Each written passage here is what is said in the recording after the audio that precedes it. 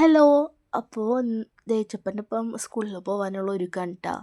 ഈ ടൈമുകളിലൊക്കെ തന്നെയാണ് നമുക്ക് പോകാൻ പറ്റുള്ളൂ. കുറച്ചും കൂടി അവർ വലുതായാൽ നമുക്ക് അവരുടെ കൂടെ സ്കൂളിൽ പോകാനൊന്നും പറ്റില്ല.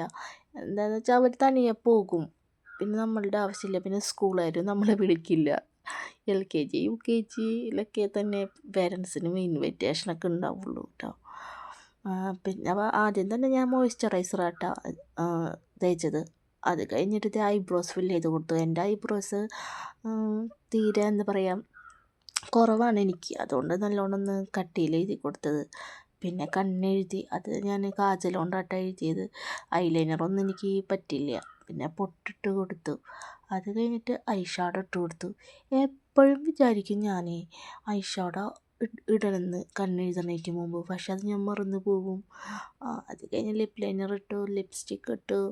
ലിപ്സ്റ്റിക്ക് ഇല്ലാണ്ട് നമുക്കൊരു ജീവിതമില്ല. എന്താ ഉപ്പില്ലാത്ത കഞ്ഞി പോലെ എന്ന് പറഞ്ഞ പോലെ.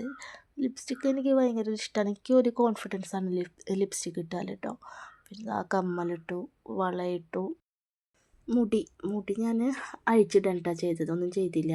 ഇതാണ് ഫൈനൽ ലുക്ക്. ഭംഗിയുണ്ടോ ഗൈസ്?